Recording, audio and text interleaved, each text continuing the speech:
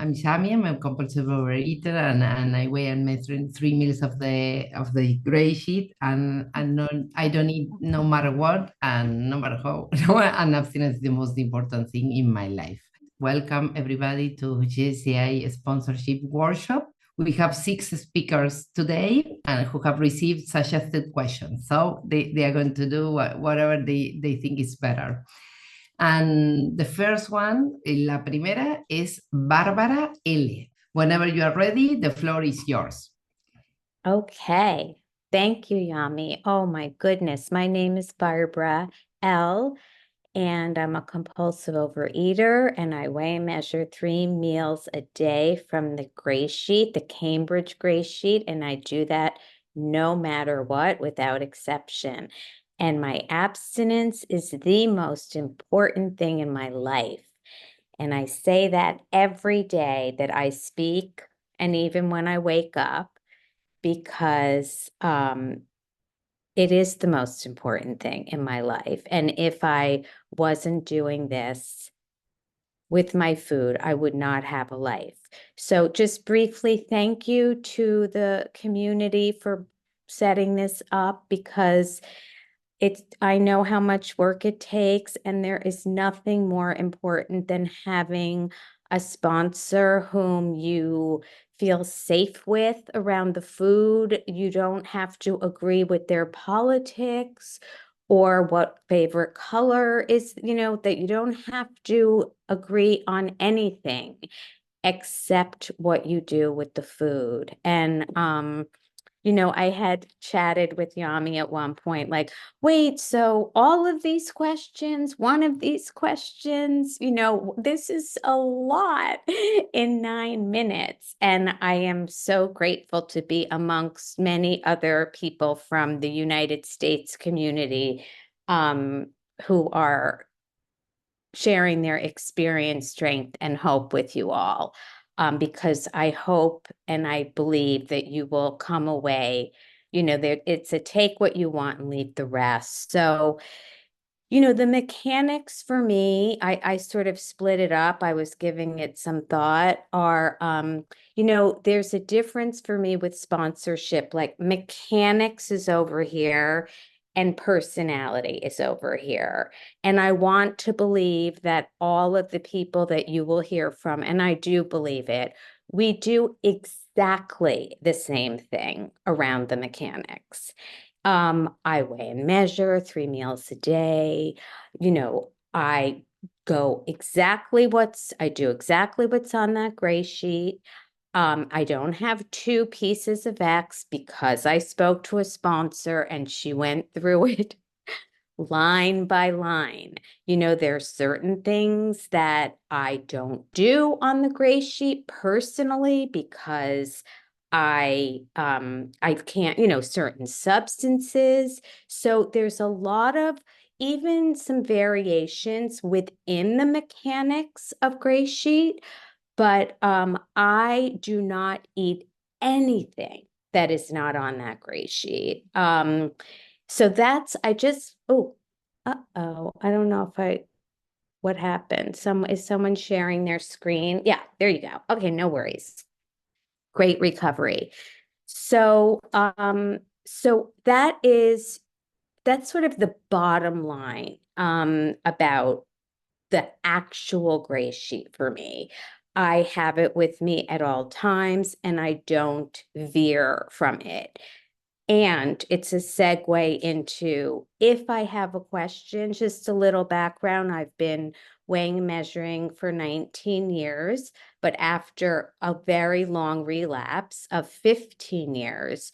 So I have a little bit of time, but I'm also somebody who has a lot of history because I came in 1984. And I also have an interesting history because when I came back in 2005, there were things that people were doing that they were not doing in 1984. So it is, and I want to be specific because it's not that it's not abstinent, but it's, flexing, for example, it was never done in the 1980s.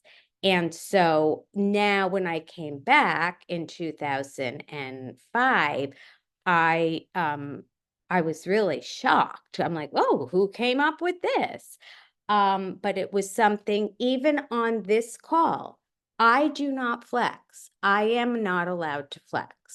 But there are people who you will hear from that can do that. And if I'm assuming people know what that means, but it just means, you can have either all cooked or all raw or a combination. Sometimes sponsors say only if you're out at a restaurant. Sometimes sponsors say, those are to me the only variations you will find. There is no difference between what we do with the foods on the gray sheet. There is none. But I just wanted to bring that up because sometimes sponsoring can be confusing depending on, who your sponsor is.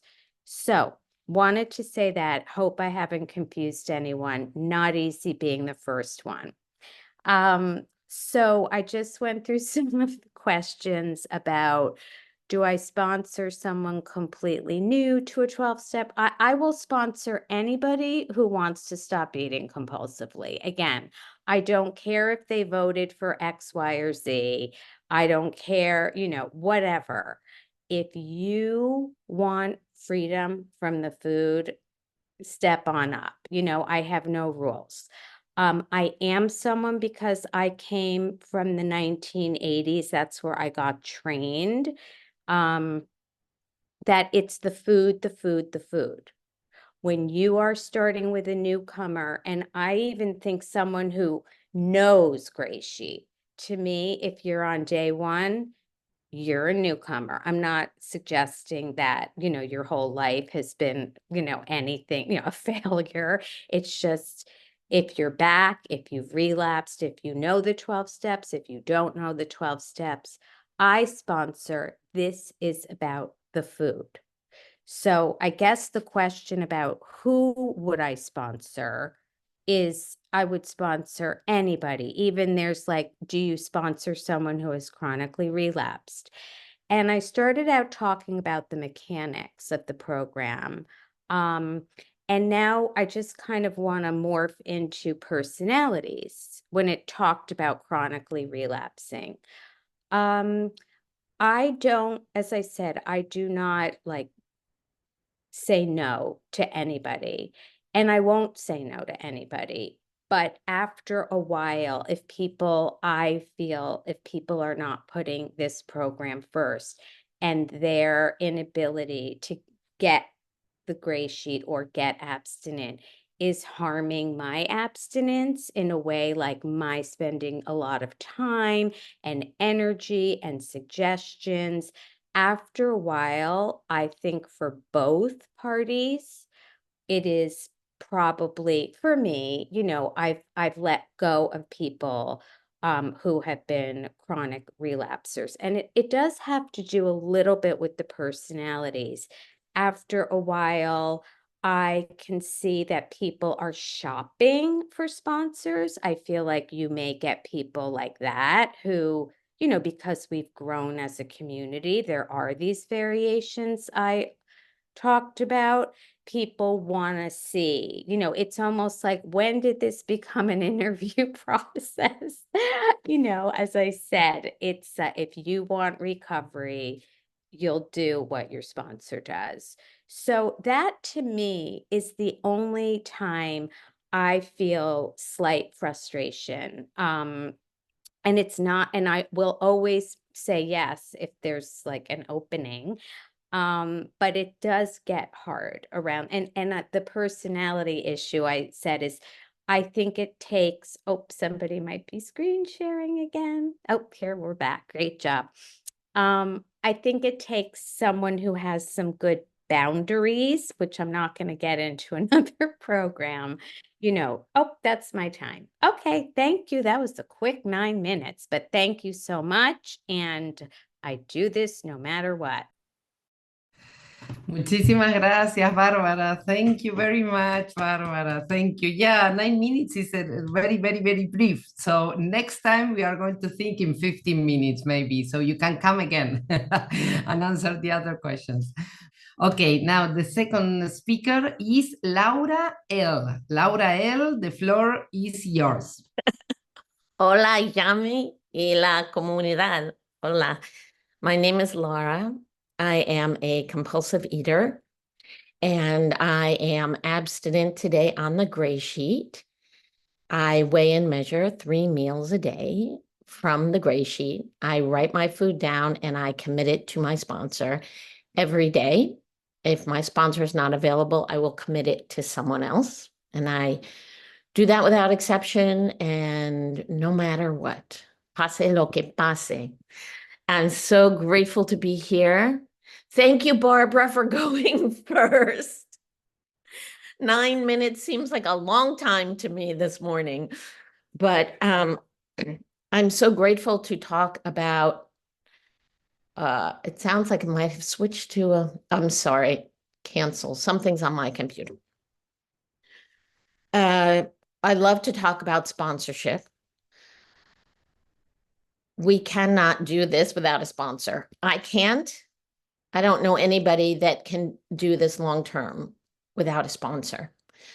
It's like the primary tool for me is having a sponsor and going to meetings. It is a relief to have a sponsor, to not make independent food decisions, to have a question and I never have to be alone with the food, to always have somebody to ask. So I have been abstinent on the GreySheet for 42 years, and I have had a sponsor for every day of those 42 years. And I have written my food down every day, and I have called it in every day. And that is the bottom line of my program, is that I weigh and measure and that I surrender to another person, because that is how I surrender to my higher power. I sponsor people, and I will tell you a little of my history of that. When I had 90 days, there was a person who asked me to sponsor her, and she had 4 months. I had 3 months, she had 4 months. And I was like, I don't know anything about sponsoring. I barely knew what my name was at that point. And our community was young, and I asked my sponsor, and she said, yes, go ahead and sponsor her, and I will help you. And so I said to my new sponsee, well, you realize I only have 90 days. And she's like, that's okay. So every day she would call me and she would ask me a question, and I would say, I'll let you know tomorrow. And that is how I learned how to sponsor, because I asked my sponsor every question my sponsee asked me. I knew nothing, and I learned as I went along.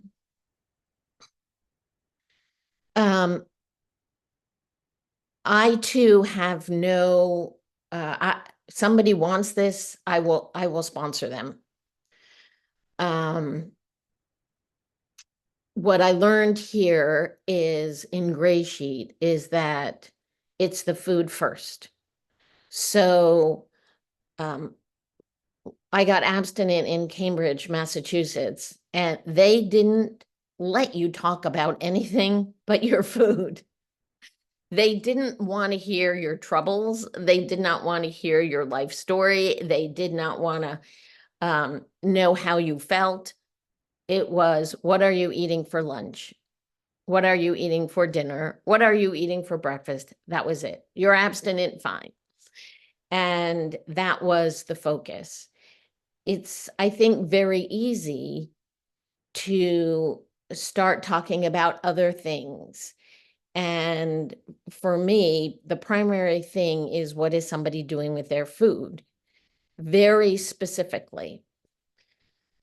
And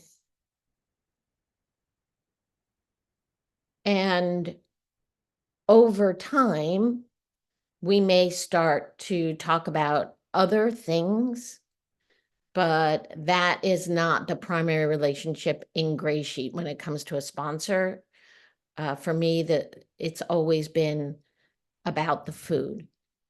The other thing that's very important that I learned early was that a sponsor can't be somebody else's whole program. And as a sponsor, part of my job is to make sure that my sponsees are connected to other people, because I could be unavailable, I could die, I could eat compulsively. I mean, anything can happen, and I don't want to be somebody's program. So I think it's very important to make sure that, you know, we're all connected to other people, because it is easy to fall back on our sponsor as the program. And a sponsor is a person that I get guidance with my food, and possibly other things, but that's later on. So let me see what else I wanted to say.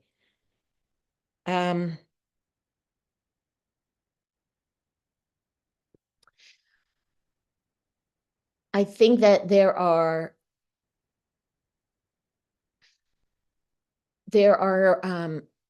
oftentimes there's not just one answer to a food question.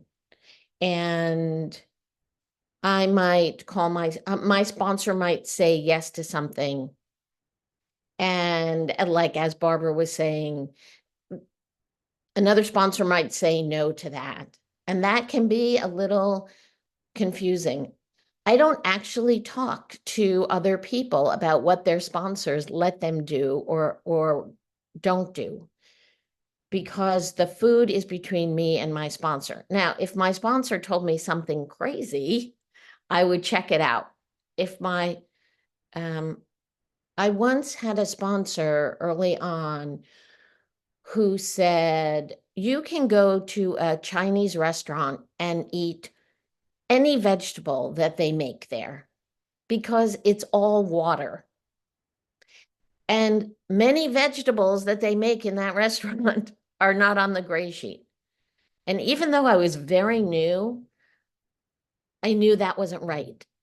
So, and that same sponsor also said, you can have one box of frozen vegetables because it always comes out to be 1 cup or something like that.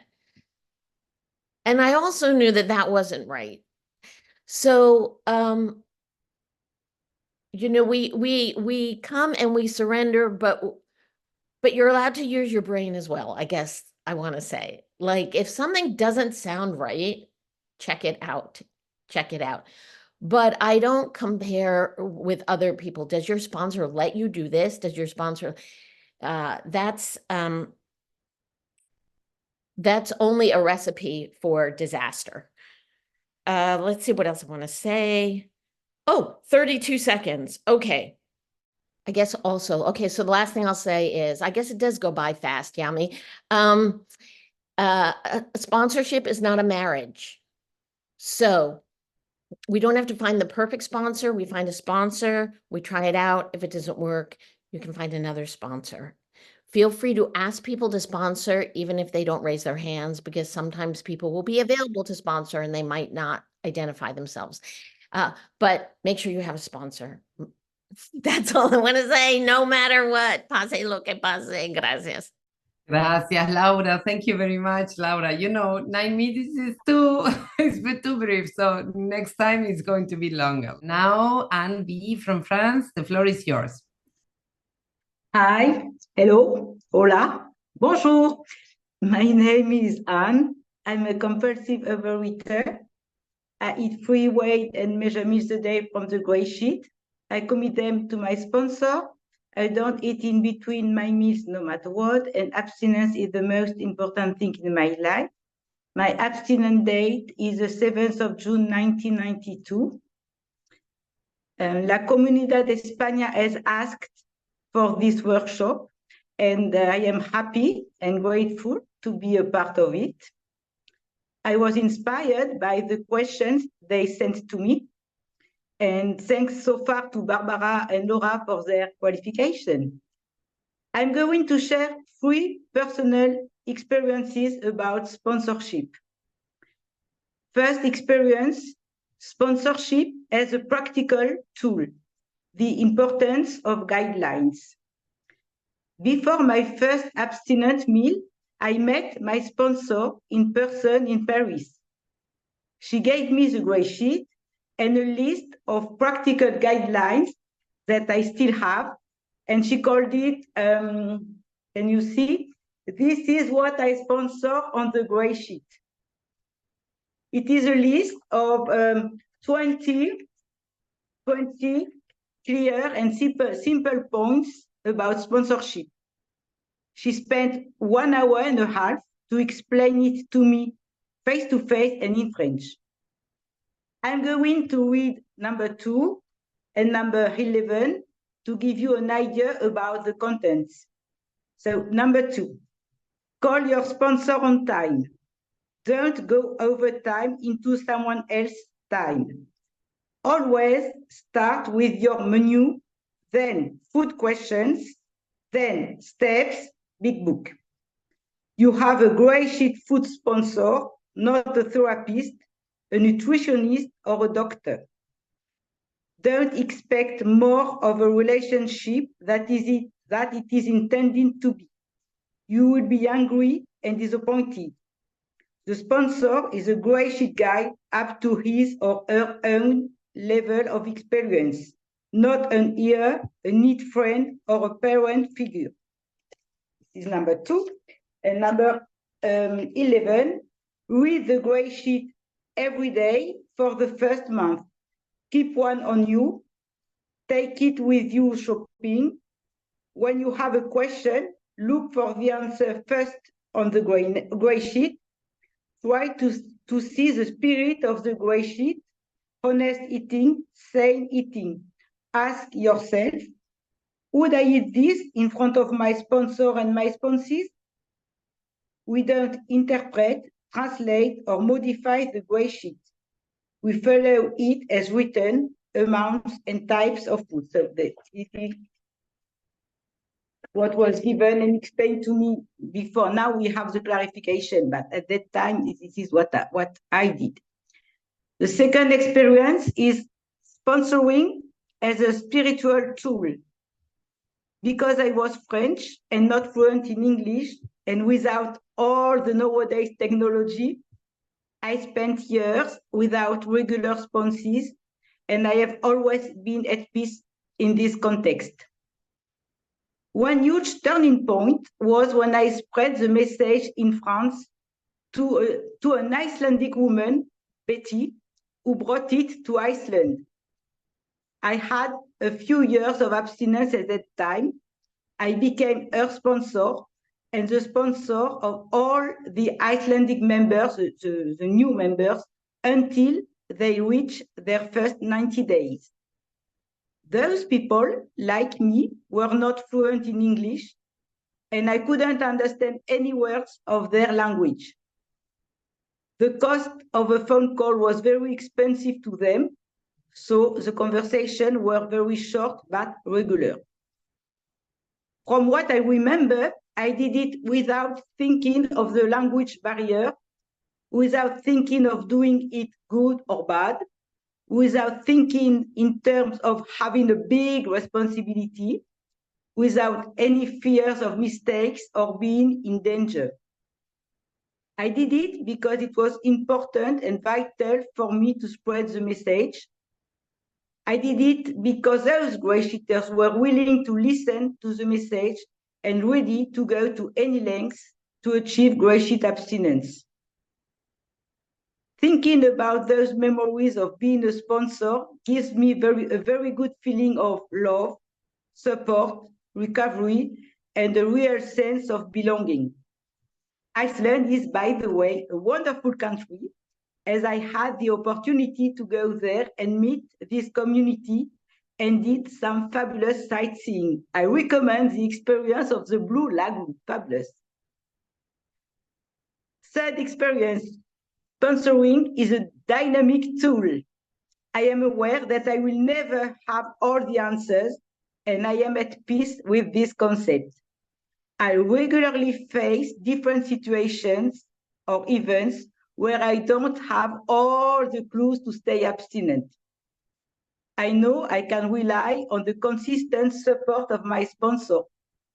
So in 10 days, I'm going to take a tour in Kenya on a safari for 10 days with my 11-year-old granddaughter. I asked my sponsor for guidelines. She gave me numbers of members who have done it before or who live close to those countries. She suggested me to read the pamphlet tips, this one, tips for dining out and traveling in abstinence. And I will take one idea from that. This is at least one digital scale and one manual scale.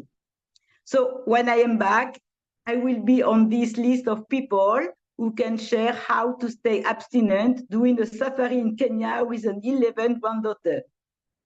Today, in my mind, it is very clear that the first priority of this Kenya safari is to stay abstinent in GreySheet. The second priority is to enjoy my abstinence in this specific context. And the third priority is to not be eaten by a lion. To finish, I would like to share my last uplifting experience around sponsorship. For my 32nd GreySheet anniversary, so at the beginning of this month, I received this cap from one of my sponsors, and it is written here, and la vida es mejor con madrinas como tú. Sorry for the pronunciation, which means, and life is better with a sponsor like you. From this quote, I want to say aloud, and because some of them are here, to my sponsor who is here, and my sponsors, some are here, my life is better with a sponsor and sponsors like you. Thank you very much. And now I am happy to continue to listen to your experiences. Muchas gracias, Anne. Merci beaucoup. Merci beaucoup. Thank you very much. Well, we go on with Maggie M. Maggie M, es tu tiempo. Floor is yours. I was not aware. Good morning, everyone. My name is Maggie. I am a compulsive overeater. I weigh and measure 3 meals a day from the GreySheet. I don't eat between my meals no matter what. A day at a time, I put my program and my abstinence first, and I've done that since July 27th, 1990. And thank you so much. I have to say, I did not know I was speaking. So I am going to just try and, so I haven't seen the questions, but I'm going to try and wing it.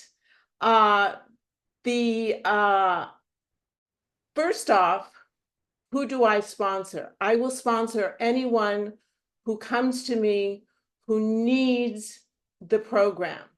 I have sponsored chronic relapsers, and there are a number of particular practices that I recommend for chronic relapsers. Meetings every day, calling your sponsor every day, making 3 outreach calls every day. All of these are particularly important for chronic relapsers.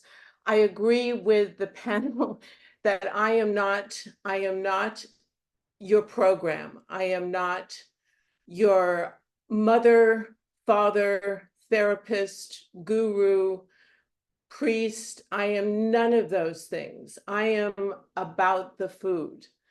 And I don't care what you delineate as your higher power, so long as you find a higher power that you can turn over your will and surrender. I consider myself a conduit to your higher power. I am not your higher power. The program and the people are the backbone of this program. And whatever you can do to stay in touch with people and to keep connected with this community is imperative. I follow suggestions. I have had the same sponsor for over 20 years. I am gifted in that. And when in doubt, I still either leave it out or I make the call and find out. And I had a sponsor early on in my abstinence tell me, you're not at the mercy of just one maniac at the end of a telephone line. If I don't know, I will ask my sponsor, and if she doesn't know, she will ask her sponsor. So it goes back into the program and back into the line of sponsees. Ask me a question, please.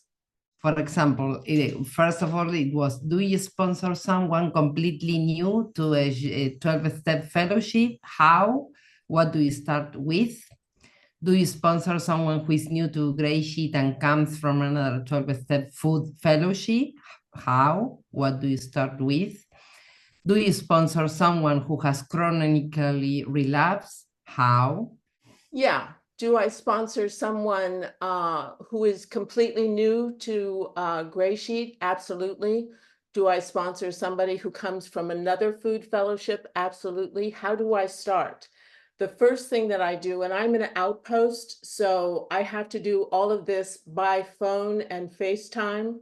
And I believe FaceTime is important and meetings are important, and seeing people on the meetings, in other words, putting your face in, not just having a blank screen, is important. But I start sponsees off on the phone because I am alone where I do this.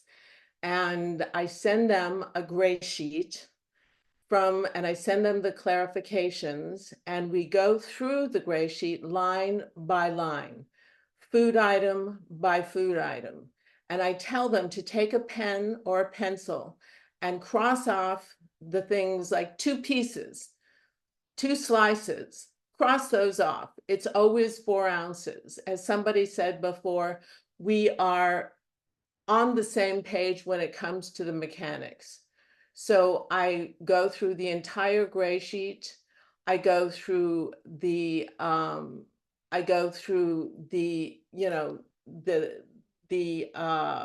different things that are on the one side of the panel, like what is a finger salad, and we talk about what is a finger salad. We talk about what is a salad. We talk about vegetables. We talk about, and I will give a sponsee some idea of how to prepare. I generally take at least a couple of hours when I am starting somebody off, because it just takes that much time to go through everything. And then in terms of starting someone off from a different food fellowship, I have had fairly few opportunities with that. I did just start somebody off that had no experience with 12 steps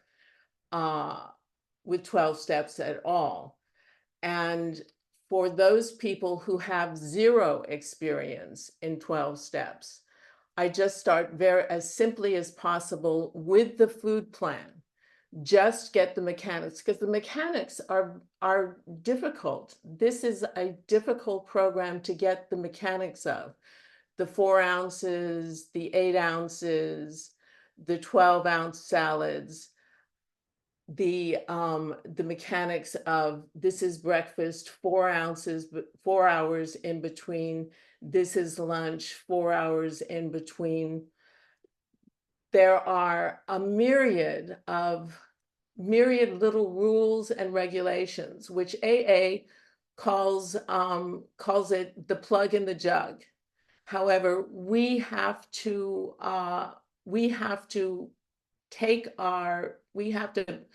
deal with the food 3 times a day. So all of the small things that I go through with sponsees on a first go round are, I call them the small plugs in the jugs, the myriad plugs in the jugs. And for the first 90 days, I stay very, very close to a new sponsee, and they, and I probably talk to them probably close to half an hour a day. Not always, but we start with the food when they turn over their food, and we talk about what meetings they're going to, what outreach calls they've made. And I help them figure out the meetings that they need to go to. I urge them, one of the toughest things that I found is telephone calls, outreach telephone calls, and I encourage them to make their telephone calls. And so I'm very focused on their welfare and their understanding of the gray sheet, because I believe it takes 90 days to get the mechanics of the program down. So that's what I got. Thank you, Yami. Thank you so much. Thank you, everyone. Thanks to you. Thanks to you for improvising here. Thank you very much, Maggie. Well, the next one is Peggy S. So, adelante, Peggy. Hola, Yami, and gracias for setting up this meeting. Sponsorship is so important, and I think it is an underspoken difficulty in the program. It's not recognized enough how much trauma can be entailed on both ends of a sponsorship relationship. So this is just brilliant that you did this. I want to start by asking, because when I was thinking about it, I thought, why do we sponsor? And obviously, at the most simple level, we sponsor because the 12 steps say we want to spread the program. But that's really, that's a kind of macro picture. We sponsor not to be good, but to get well. So let me remind people that the Gray Sheet is AA for food. And Alcoholics Anonymous was started by Bill W., who was a hopeless drunk. And he had been exposed to some of the ideas of AA, and not of AA, sorry, of some of the ideas that became part of the AA. But before he started AA formally, he was on a business trip in Akron, Ohio, and he had not been drinking for maybe a week or something. And he suddenly was about to take a drink, and he was desperate, and he knew he had to do something or he was going to drink. So he picked up the phone and he called, he called and some place or some, a hospital or something and say, help me, help me. What he did was he called, I believe, I'm forgetting the details, I believe he called a hospital and he said, tell me who is a local drunk and someone who was close to death because of their alcoholism. And somehow he was given the name of a doctor named Dr. Bob, and he found Dr. Bob in his desperation, and he said, Dr. Bob, I'm Bill W. I'm here because I don't want to drink. And Dr. Bob is like, well, what does that have to do with me? And he was, the only way I'm not going to drink is if I pass this program on to you And therefore, you will also hopefully not drink. And the only way that you won't drink is that you'll pass it on to somebody else. And so rather than saying, help me, he said, who can I help? And that was the foundation of Alcoholics Anonymous. And they went and they found a third drunk. So I want to start by telling an experience that I had with somebody when I was sponsoring. This was a woman that I had met at my gym, and I totally loved her. I thought she was just this fantastic person, and it was obvious that she was a compulsive eater. And I finally 12-stepped her into the program, and I started sponsoring her, and she was not easy. And I spent, literally hours, sometimes an hour and a half every morning, because she kept relapsing, and I kept talking and I kept talking. This went on for over 2 years. She would have a day 1, a day 2, etc. And then one day she texted me and said, I'm leaving GreySheet. And I was devastated. I felt hurt. I felt betrayed. I put all this time into it. I really treated it as though this were a friendship, as though I had invested all of this emotional energy into this person and she didn't reciprocate. And then I must have talked to people and I had a revelation. And I said, holy cow, what am I thinking? I didn't do 1 minute of that for a friendship, even though I love this person, I still do. I did it for my own recovery. Every minute that I put into that was for my own recovery, because every minute that I was talking to her about her abstinence, I was not eating, and I was building a defense against the first compulsive bite. This is not a normal friendship. We do not expect and must never expect the kind of reciprocity. The reason for that is that I was not dealing with this person as a full human being. I was dealing with this person's addiction. Every action that she took, every time she didn't call me or didn't go to a meeting, it was her addiction. It wasn't her as a full human being, as would have been engaged in a regular relationship. I was dealing with an addiction. And for me not to recognize as an addict that I'm dealing with addictions that drive behavior. People don't wake up in the morning and say, I think I'm going to become a thief. I think I'm going to lie and steal and humiliate myself because I want to. They do it because they're led by the nose, by the addiction of food. This was such a learning experience for me, to understand the detachment that I have to develop as a sponsor, and to remember I'm doing it. Yes, the secondary benefit is that it expands the program. That we couldn't live without that.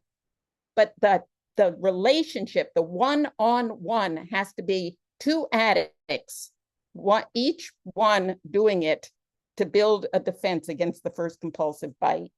So what I look for when I take a sponsee, the number one thing, bar nothing, is desperation. If I sense that a person is not desperate, I don't sponsor them.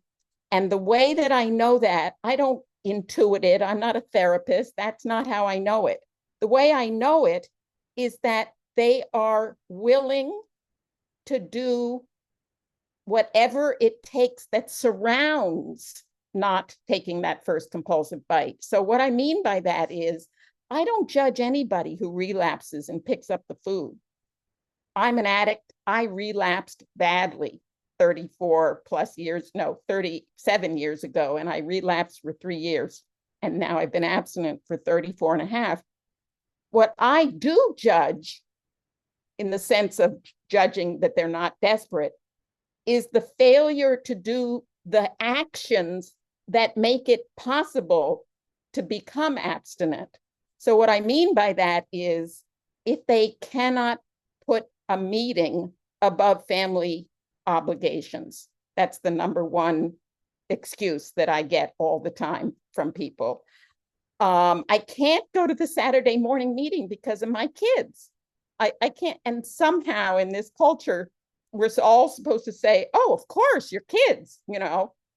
Well, then if that's the only meeting that's available, then you're not willing to do whatever it takes. You find daycare, you find a friend, you do what it takes. It is possible to get 1 hour and a half to go to a meeting. So I do judge and I make decisions based on that. I look for the recognition that nothing is more important to that person. Nothing.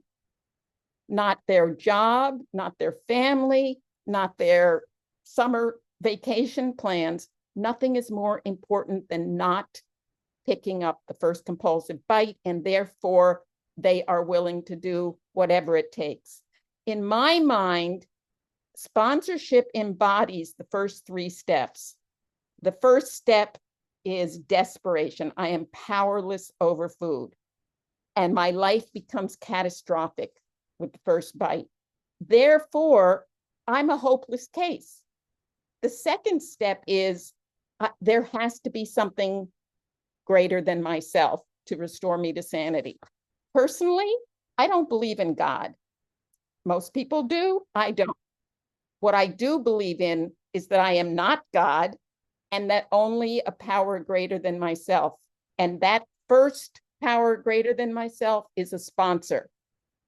And then just the third step means I am willing to do whatever my sponsor tells me. 3 steps. Thank you, no matter what. Pasa, no que pase it again? Pase lo que pase. Pase no like.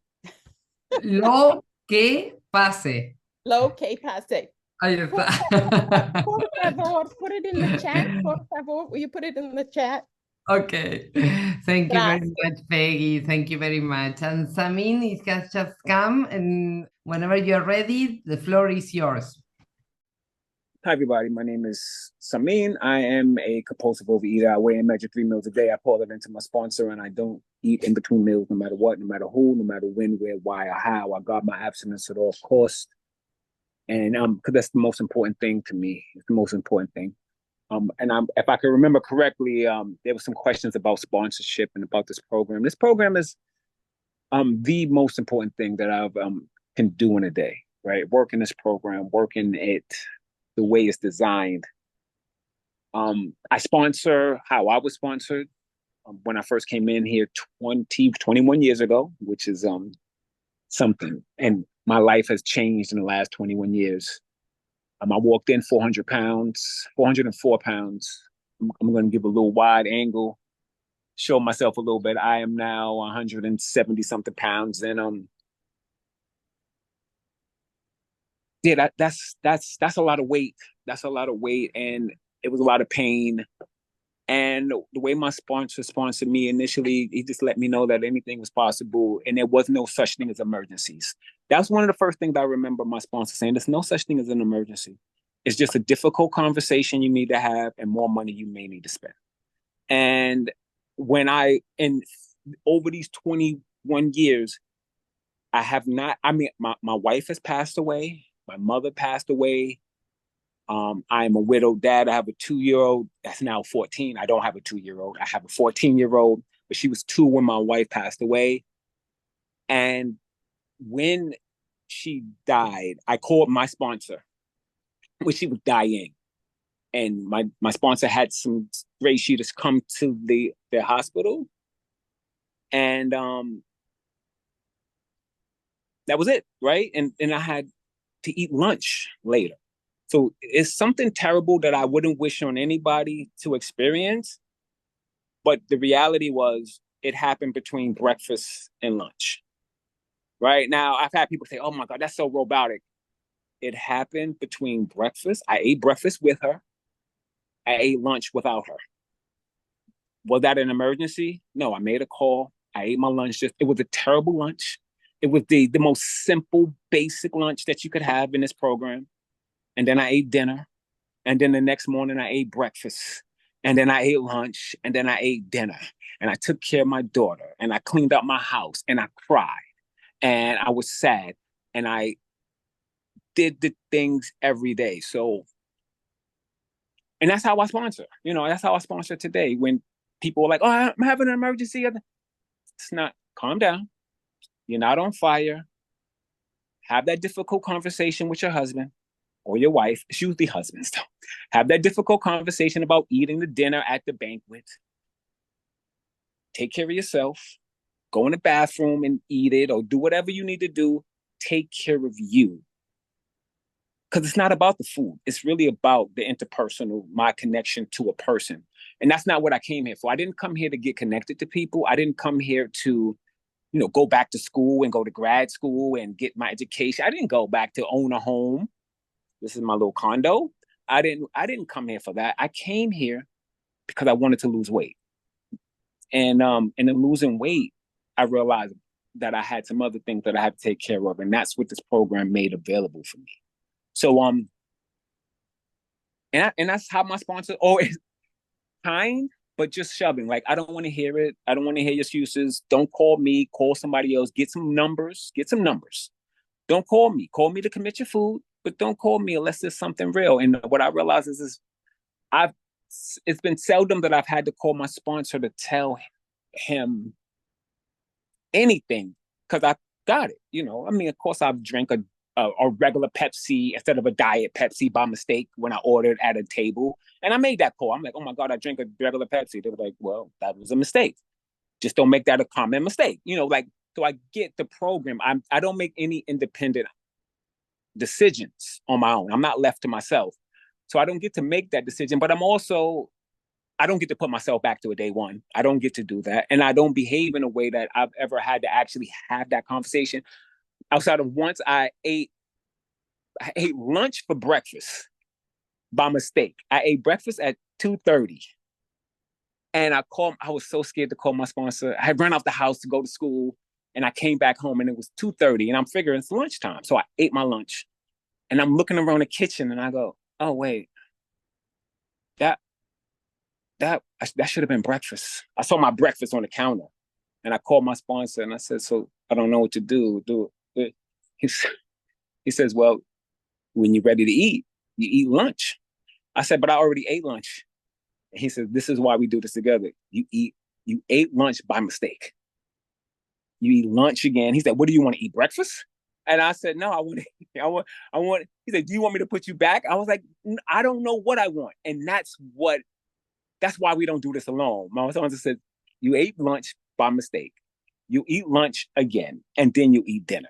See, that's the community. That's working the program. Because left to myself, I would have, because I'm a liar, I'm a manipulator, I'm a schemer, I'm all of these things. And just because I'm absent doesn't take that away. I'm a lot less of that. I'm not that. Let me be straight. I'm not that.